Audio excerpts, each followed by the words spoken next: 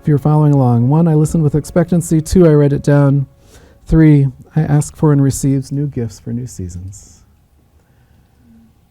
It was the Word of God. Then when I was baptized, it was tongues. Baptized the next day that I just had this new gift that I've used ever since then. The first day that I went into ministry, when I quit my job, this was in 1995, quit my job to go into full-time ministry. It was sudden quitting. This is from my Stories of Faith. One of the weirdest things. But I was talking to some friends down in St. Louis. I was visiting them and talking, and the woman wanted to pray for me on this side. And she wanted to sit next to me and pray for me on this side. And I was just like, okay, that's fine. And she said, I don't know, but I just feel like I hear from God better when I sit over here. And I just want to sit here and pray for you. Maybe you've had these unusual things happen to you in life where you feel a nudge and a prompting that you should do this way.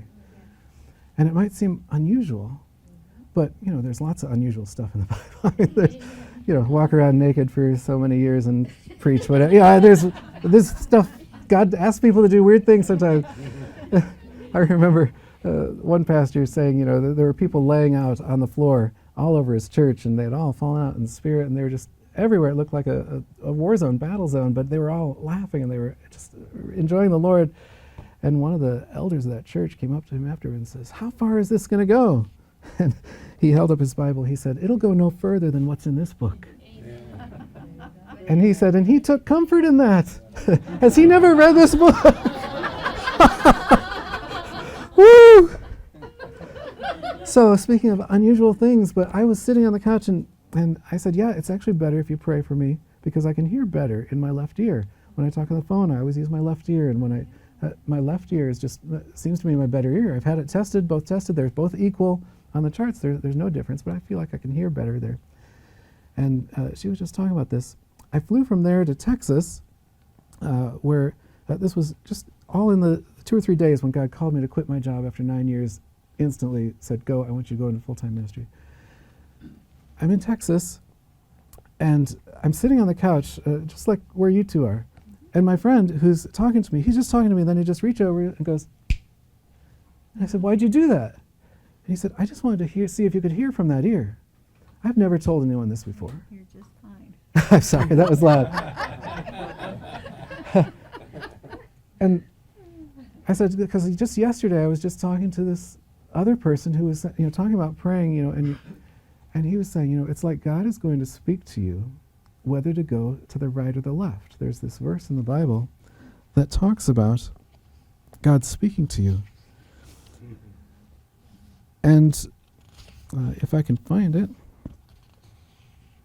Isaiah 30:21, whether you turn to the right or to the left, your ears will hear a voice behind you saying, this is the way, walk in it. And my good ear, which there's no difference. I've had them tested since then too, and there's no physical difference. But I will hear something that I think is God, or that I think is good, and my right ear will ring. It'll literally black out. And that's the ear that I think is the way that it seems right to a man. And I'll say, but no, it's a really good idea, God. And God says, no. And then there will be other things I'm just thinking or praying about, and my left ear will ring. It's like someone is pulling on my ear, and it just go, and I just hear this. And I'll say, God, is that you? Literally 25 years of this, I have not had it be wrong. And I'll be like, I just need a part for the mower. I'm going to call the local Napa hardware place or whatever. I'm sure they have the part. Not going to happen, Eric. And I'm like, it's going to happen. I mean, they've got to have the part. It's just a part. I'm like, I'm just going to call anyway. I pick up the phone. Don't have the part. I mean, it's from simple like that to when I found out my wife had cancer, and the doctors thought it was stage 1 breast cancer, it's treatable, it's going to be fine. My wife handed me a message, and it was talking about praying for anything and how don't just pray for a C on a test, pray for the A. Don't just pray for survive a marriage, pray you thrive. And it was all about asking for the moon and you can get it. And I believe this. This is my way of life and faith. And she handed me this message. She said, it's a really good message. You should listen to it. And as she handed it to me, my right ear, and I'm like, and I'm walking on the treadmill listening to the message, and it's all about asking for anything you want, and you'll receive it. Anything, go for the moon. And I'd been praying about Lana. And I start getting this verse, my left ear. Yea, though I walk through the valley of the shadow of death. And God said, Eric, I know you could ask for the moon and get it. You have the faith to move mountains. I know you do. But not this time, Eric. This time I have something else in mind. I know how to walk out a word when someone says they're going to be healed and they're going to walk out. I know how to walk that one out. I did not know how to walk this one out.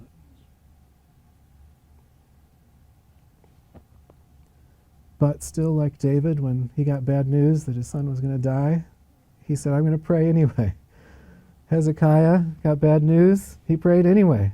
Jesus in the garden, I don't want this, but not my will, yours be done, but here's what I want. I said, I think it's valid and good for me to lay out what I want, but to trust God in the end. 2 weeks later, my wife had a pain in her back. A friend said, when that happened to my wife with breast cancer, that's the indication it had spread. We had her tested 4 other places: lungs, liver, spine, breast, all through her body, cancer. Went had some other tests. She's not going to make it till Christmas. 9 months later, she was gone.